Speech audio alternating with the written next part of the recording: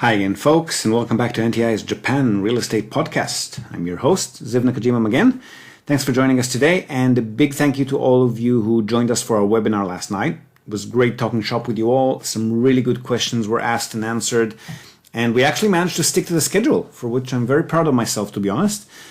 Unfortunately, however, and this time I swear it isn't my fault, the webinar software had some issues about 20 minutes in, kicked all participants out, and although it then let everyone log in again, and it claimed that it was recording again, that didn't actually happen beyond that point, which I only found out at the very end, of course.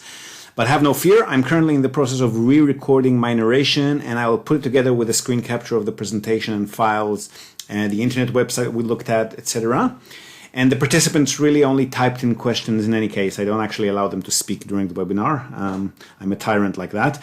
So most of these questions are written down, and I should be able to recreate the entire webinar for you. And I will have it published and ready for viewing and listening next week, I hope. So no harm done. And now that I'll also know how to actually use that screen capture software properly myself, we won't be relying on the webinar cloud software for recording it next time. So things are getting smoother, and just takes a bit of time and practice for me to get there. So apologies again for the delay, and thank you for bearing with me. Okay, so as promised last week, we've got another interview for you today. Again on the buyer's agent scheme topic theme. This time it's actually our first time interviewing an existing client. So not a recording of a business call with a potential client, but an actual first-hand account of people who've actually pulled the trigger, purchased some properties, and started building their portfolio here in Japan. In this case, through us, a buyer's agent, and they spoke to me about their own personal history, their investment journey, and just their own experience, not just here in Japan, but investing in other places as well. So a really fascinating conversation, I thought at least. And to be honest, this particular couple, Mira and Julian, are actually among our favorite clients, not just because they're lovely people, which you'll probably be able to hear yourselves, but also because they make cool-headed, logical decisions. They know how to evaluate risk and deals very well. Hardly any guidance from us required with them, except, of course, on particular topics related to the specific market here in Japan. And, due diligence practices on Japanese properties that we recommend and so forth. But aside from that, they're really just a pleasure to work with. So here's a recording of our conversation from a couple of weeks ago. Enjoy, and I'll see you again on the other side. Okay, Mira, Julian, thank you so much for joining us today. It's great having you on the show. Thanks for having us. Yes, that's great. So before we actually talk business and property and all of that, can you maybe tell our listeners a little bit about your own personal stories? Like, where are you from originally? Where are you living now? Maybe how you met, if you don't mind, and what you're doing in life aside from property investment, that kind of thing. Yeah. So my name is Julian. I'm from France originally, but I've lived and worked overseas for about 20 years. So the US, the UK for a little while, Japan for about 3 years, Australia for 10 years, and it's been fairly the last 5 years in between Germany and Australia. And then actually since last year, we've been living in Austria, in Vienna, where I work at the university there. And my name is Mira. I'm what they call Indonesian-born Chinese, if that makes sense. But I left Indonesia many years ago for study and then for work.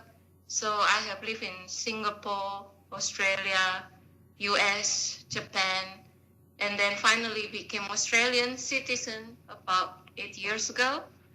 I also live in Germany with Julian, but only for a year, and then back to Sydney for work. So we alternated between the two countries for a while. And I rejoined him in Austria last year. And to answer your question, we met in Sydney. Actually, yeah. Oh, okay. So you're basically global grasshoppers. Cool. Global citizens, yes. That's right.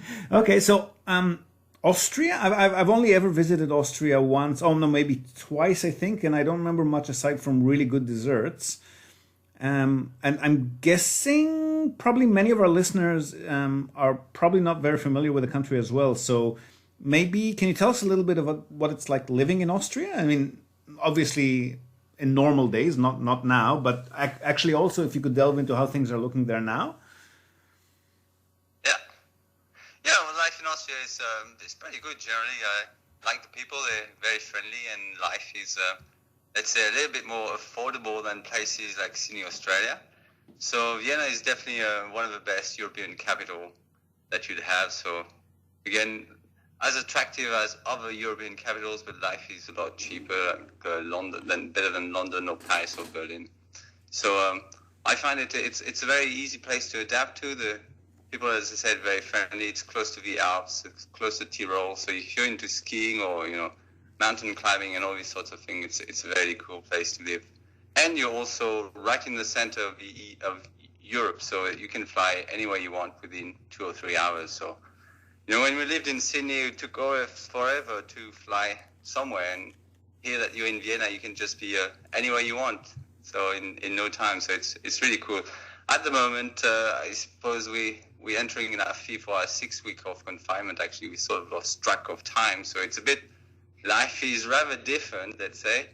But it's not been too bad because the government was very proactive and acted very quickly to take the right measures. So we've been confined and stuck at home trying to work there, going out as little as possible. But I think life will soon return to normal. The shops are beginning to just reopen slowly. So hopefully in a matter of, let's say, a few weeks or a couple of months, we should be back to life as normal. And you could come and visit us anytime you want, especially in summer comes. Oh man, the amount of places that I've got on my bucket list now, it seems like the more you stay at home, the more you want to get out, right? Yes. That's right. Okay, so you're both, in normal times, you're both employed, you're working, hopefully making, reasonable, comfortable salaries. So how did you get around to deciding to invest in the first place? And then how did you end up setting your sights on real estate generally and on Japan specifically? Yeah, well, we kind of got into property investment a little bit by chance, to be honest. So it's not something we had planned for in the first place. We lived in Sydney for a long time and we saved up money to buy a property, and then you just know what it's like in Sydney. Just prices kept rising and rising over the last 15 years. Oh God, yeah. And in the end, we kind of thought, well, we're never going to buy anything, or we're never going to afford to buy something decent. So we kind of stayed out of the property market and just amassed a lot of capital on the side to invest for another day. And long story short, we happened to be in Athens. I go to Athens in Greece regularly for work. And in 2018, we had the opportunity of buying an apartment there in central Athens, very closely, not far from the Parthenon. And it was a bargain, 65,000 euro at the time. So I think in USD that was about $80,000, about 100K AUD. And so we had the opportunity, we bought it, we snatched it from the market actually, and we've been renting it as short-term for, let's say, holidaymakers or professionals who work in Athens. And that's giving us quite a good return, 7 or 8% on average if we have a good year. So it's much better than any kind of investment, you'd find out there. And it's a tangible asset for us. Very little volatility, is likely to gain some value on the long term and provides you with rental income. So it's been perfect for us. But I suppose that was kind of an eye-opener because it got us thinking a lot about our financial goals and our life objectives, and especially about developing what a lot of people talk about financial independence or financial resilience. And so our professional sort of background, we're very exposed to government policies and government spending. So I depend on a lot of research funding. Mira depends on infrastructure development. So it was a good opportunity for us to have a bit of a sort of extra source of income on the side that can provide you with added income when things are not as good. And also we've gone through economic crisis. So for instance, Mira has experienced the 1998 Asian financial crisis. Of course, the GFC, we had to survive this. Was in Greece when they had the major euro crisis, so I saw the devastating effects of that. And of course, now we have the coronavirus upon us, and it's going to have an enormous impact. So it got us all thinking, hard and long about what's the best possible way to not only preserve our capital, but also grow it and expand on the long term. And looking at different available asset classes is kind of like, well, if you can get into real estate, have a good piece of real estate in a good location, bringing relatively stable income, that's definitely an asset you want to own. And and then we got into a Japanese property market, I suppose, because we found it particularly attractive, and it's the second largest property market in the world. And of course, Japan is, I think, it's one of the most civilized countries in the world. I agree. Very stable politically, very secure. I mean, very crime safe. So, and the property is really giving you a much better yield than what you'd find in Europe or later in Australia. I don't know if you can get any yield out of properties in Australia. So it's just very attractive market, and that's been, on the whole, it's comparatively it's a low risk, a high return kind of investment for us. So that's our investment strategy. I suppose in a nutshell, we're not trying to become super duper rich. It's just preserving what we've earned, what we've saved on the side, and just being wise and safe with it, and getting in property is just it's just one of the wise things you have to do. And that's I think that's definitely the way to go, and we can see that these days, right? It's so easy to see now how planning ahead, not just for alternative income streams, but also just to have any kind of savings put aside, from any source. Yes, and that's not dependent on the market crashing or anything. That's Exactly. It's stable income, but it's stable property too. So tangible asset. I mean. Yeah. So for Japan real estate specifically, what's your general strategy there? What were you looking for? What was your game plan, so to speak, portfolio structuring wise? Yeah. Well, so when we decided to get into property investment, we had no sight on Japan at first. So we've lived in Japan in Kansai area between 2004 and 2007, and actually assumption was always that Japanese real estate was just out of reach. It's just too expensive for us. We were stuck in the bubble mindset of Tokyo being, crazy prices.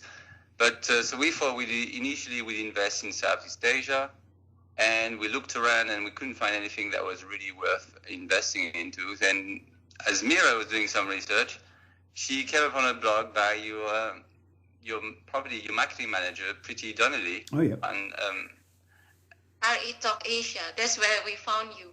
Okay. yeah. So then we looked at your website. We looked into the property deals you had online, and how it was actually sort of the how affordable the deals were. And as we looked into it a bit more, then it just became clear that for us that was one of the best opportunities that was in front of us, and we just couldn't believe how long that we'd missed it for so long. It was just so obvious. So then we thought, well, based on our available budget, we'd focus on buying 1R or 1K apartments. So it's generally small single room units of 16 to 20 square meters. And that already tenanted and just delivering you a good yield, so stable income, 6 to 8% net pre-tax, I suppose. And at this stage, so we're not really interested in buying, houses or condos or even commercial properties or car parks. It's just, the average, the reliable Japanese cash castle units.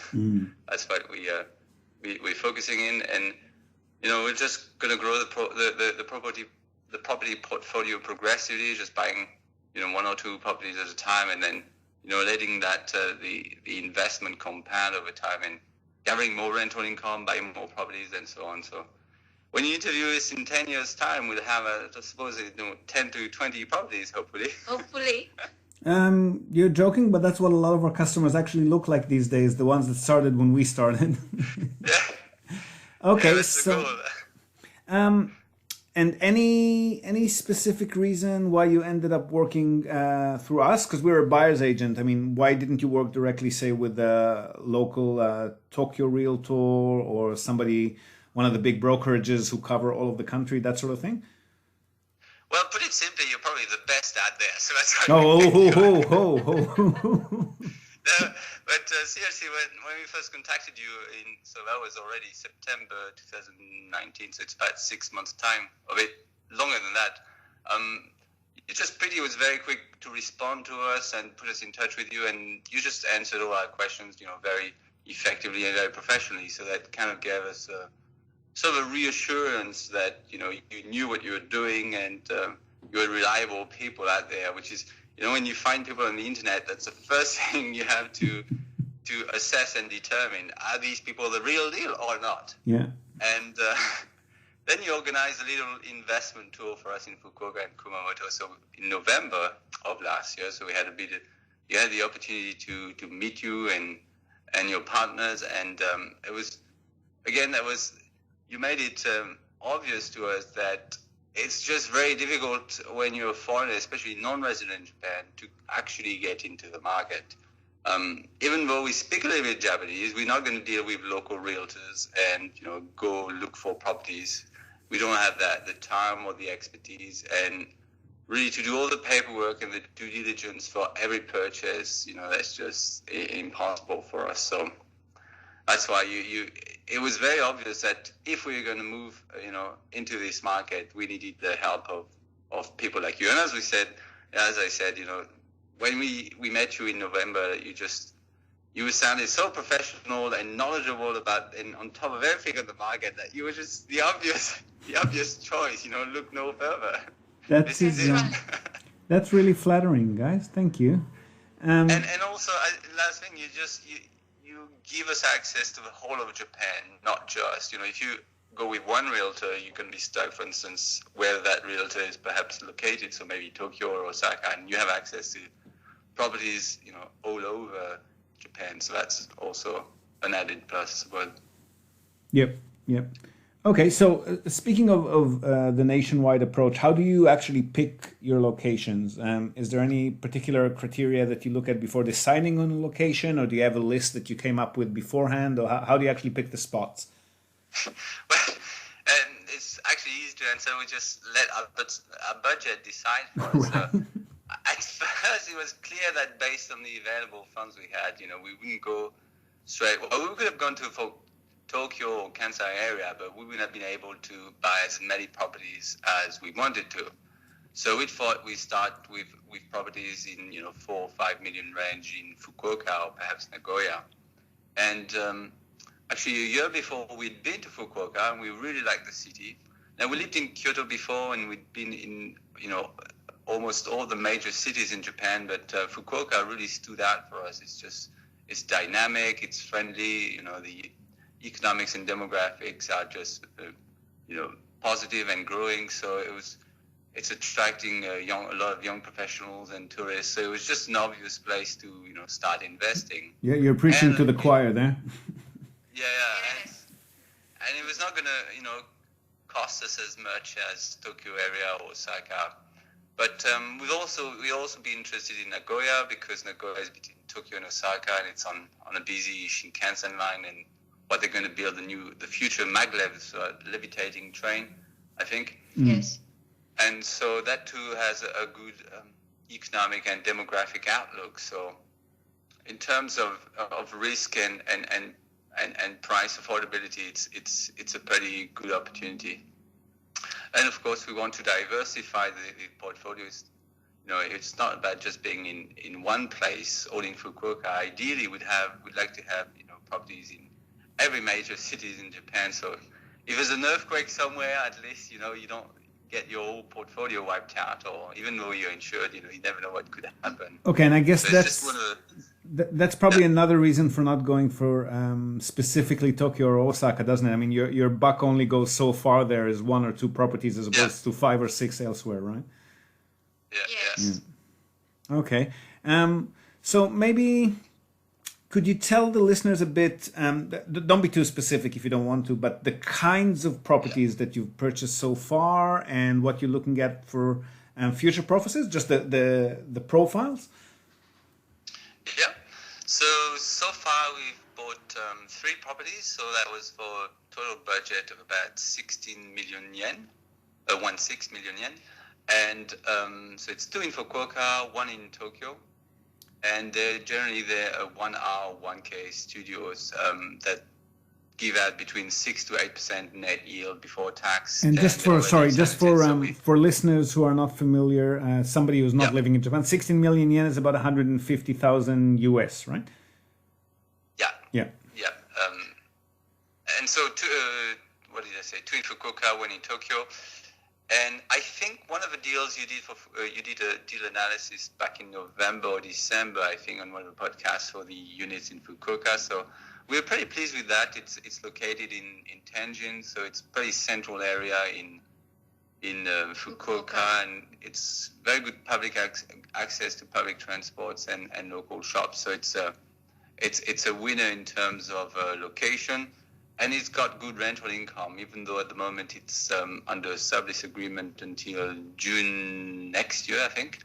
But, we're going to end that sublease, and then we'll perhaps try to do some monthly rent or rents that go on a monthly basis. So that should improve the overall yield. The other unit is a bit less central in Fukuoka, but it's within good walking distance from a train station, and it's a slightly bigger place. Had a nice setup with a big balcony on the rooftop and in a popular but more quieter residential area, and that's a slightly higher yield, 7.8%, I think. So the first one was bought for 3.5 million and the second one for 4.5 million. So I'm not sure the current exchange rate, what that it's about 100, I think, so 35, 45, let's say. Yeah. Yeah. And the other one is a Tokyo property, and that's a whole story in itself. Which it was interesting because maybe some of the listeners are actually on your mailing list, so they may remember that when was this back in February? You sent a deal alert for a very high yield property in the center of Tokyo, and that was a 1K unit, a very popular residential area in Suginami. Yes, Shinjuku, isn't it? Yep. Yeah, with a yield of 6.6%. So I think it was 6.4 million yen. So at the time, perhaps 60,000 or 70,000. Is that correct? Yep. Yep.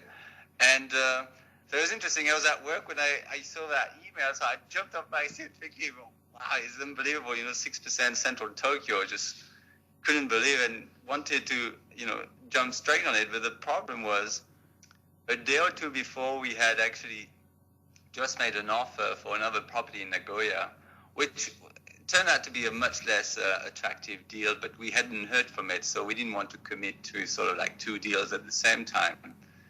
So we didn't go for the Tokyo one, but that evening we were kind of kicking ourselves, thinking, why did we submit this offer for the Nagoya property, and now that this Tokyo one is available? And we were a bit miffed, but I suspect when you sent this email, it was actually very late in Japan. So most of the Australians, perhaps the North Americans, had already gone to bed or were still sleeping in America, yeah. But we didn't do anything on it. We just went to bed, just miffed that we couldn't, make an offer on these deals. And the funny thing is, the following morning, I had to get up very early to go to Germany. And I woke up in the middle of the night, and I never checked my phone in the middle of the night, but I went to the toilets this time. And when I came back, I thought I'd better check my phone just to make sure, just to check how many hours I've got left to sleep. And then there you go, you actually texted me in the middle of the night asking whether we had seen that property available in that property in Tokyo, and whether we were interested. So I was like, yeah, sure. At 3 a.m. in the morning, I started texting you back with you, and then sure. And then, long story short, we got out of the offer we made for Nagoya, applied for this one in Tokyo, just because it was the same agent, so we could do that. Normally, you cannot really do that. Nira was still sleeping, so totally oblivious to the fact. And then when she woke up in the following morning, I said, congratulations, you just bought your first unit in Tokyo.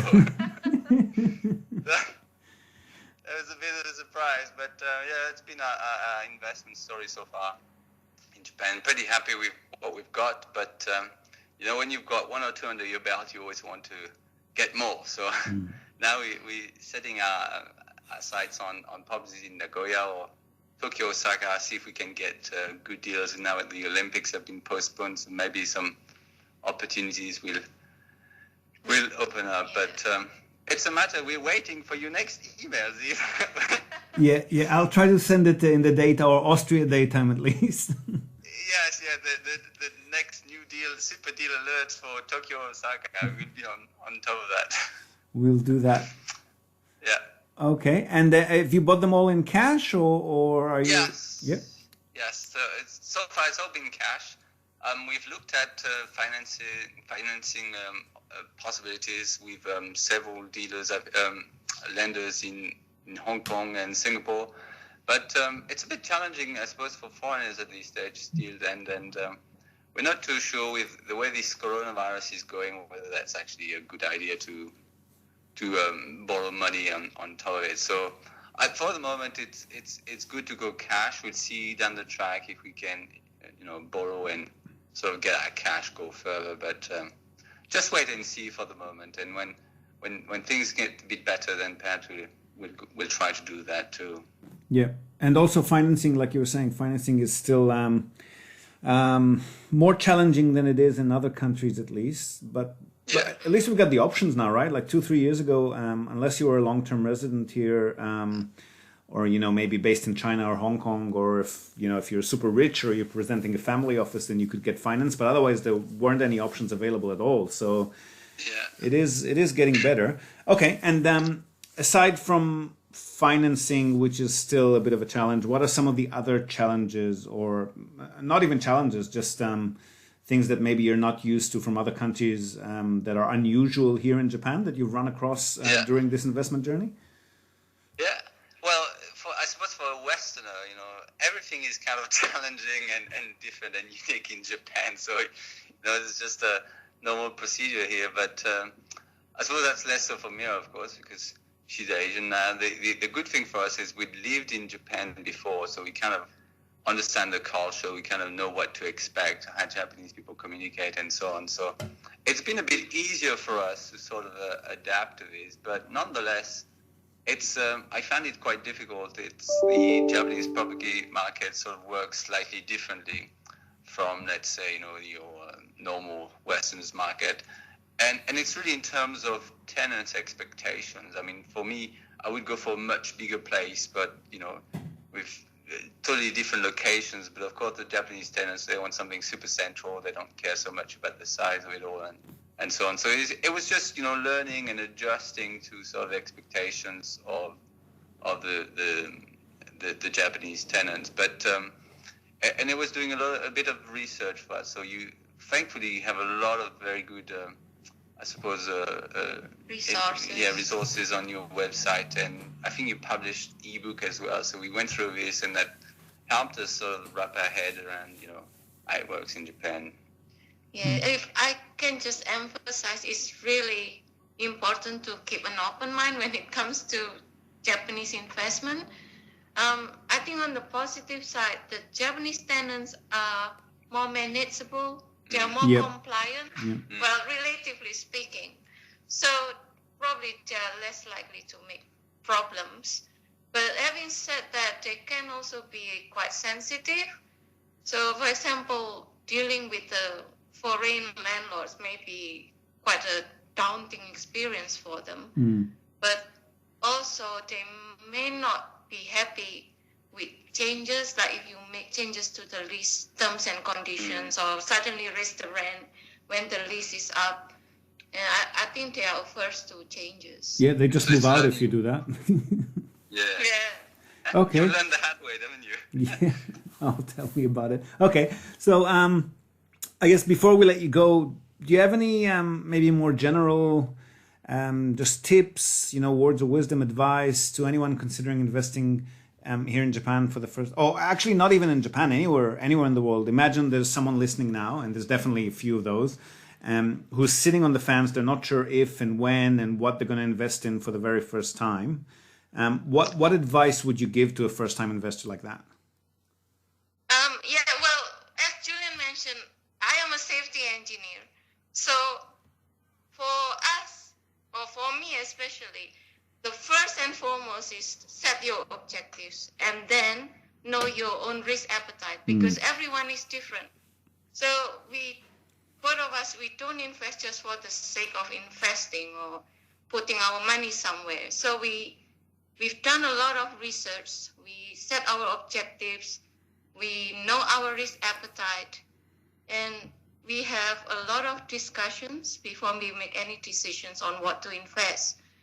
And we've come to the conclusion for real estate investment, for example, that Japan falls into the lower end of our risk spectrum. So we like that. Well, especially me, since I am more risk averse than Julian. But yeah, I think Japan is good for us. It's a lower risk, relatively speaking. So that gives us confidence to invest, and yeah, we can sleep well at night without thinking too much about it. Unless you wake up to go to the toilet. Yeah, when everything are in your hands and you manage and handle everything properly, so it's we're very safe with this. It's but just to add to that, I think it's important setting your own goals and really knowing about your risk tolerance and risk appetite, because that's different from person to person. And also, so that once we had done that, it was really a matter of trying to work out a strategy and how we could get, achieve those goals and really, maintain, I suppose, focus when, we have setbacks or disappointments and so on. Yep. So, and the last thing I suppose for us has been it's being on top, knowing what your convictions, and sometimes trust your own intuitions, because with the Nagoya property deal, that we didn't feel very comfortable about this actually, and then it got us into the wrong direction, and we could have missed on the Tokyo deal. So what we've learned from this is really, trust your gut feelings. If you have a conviction about something, then go for it. If all the lights are green, then it's probably good for you to go. If you're not so sure about it, you're a bit hesitant, then perhaps it's better to just wait and sit on the side and see what happens. I suppose my last very important piece of advice to all your listeners would be, check your phone at night, because you never know. You never know if Ziv is going to email you the next great deal alert, or text you. So just be alert. That is great advice. Thank you for that. And I agree. And I really appreciate, guys. Thank you for taking the time to speak with us today. Okay, so Mira and Julian, thank you for being on the podcast again. Pleasure speaking with you. And it's really good. I mean, you can't obviously come here for a while now, but when you do, it'll be great seeing you again. You're definitely some of our favorite clients. I'm hoping this crisis ends sooner rather than later, so you can get together to do some more wining and dining and so forth on your next visit. All right. Well, thank you very much for that, guys. Thank you. Thank you, Steve. Okay, there you have it. I hope you've enjoyed this conversation again as much as I did. I'm biased, of course, but they are pretty lovely, Mira and Julian, aren't they? And really, their experience and personal journey isn't all that different to many of our clients and even ourselves, right? We're just people who, for one reason or another, are a bit more internationally savvy or experienced than others. We've either lived in or regularly visit other countries aside from our own country of origin. So the concept of investing overseas is not alien or frightening for us, which means really that the world is our oyster in a very practical sense. And rather than always play in our own familiar backyard, regardless of the season or economic cycle, we've always got our eyes open for opportunities anywhere in the world, really, as long as they make financial sense. So I hope you found a bit of yourself in their story as well. I know I sure did. And that's it from us for today. So I hope to have that webinar recreated and recorded for you for our next episode. So watch this space. And while you're watching it, as usual, we would really appreciate it if you could share this episode or the podcast generally with your own networks. Spread the good word. Hop over to the iTunes store or Spotify or wherever you're tuning in from, and give us a quick click for a star rating or a few words of review if you've got a minute. Just help us reach more people. And until then, from all of us here at NTI, as well as from Mira and Julian in now not so locked down Austria, hope to have you with us next time. Yoroshiku.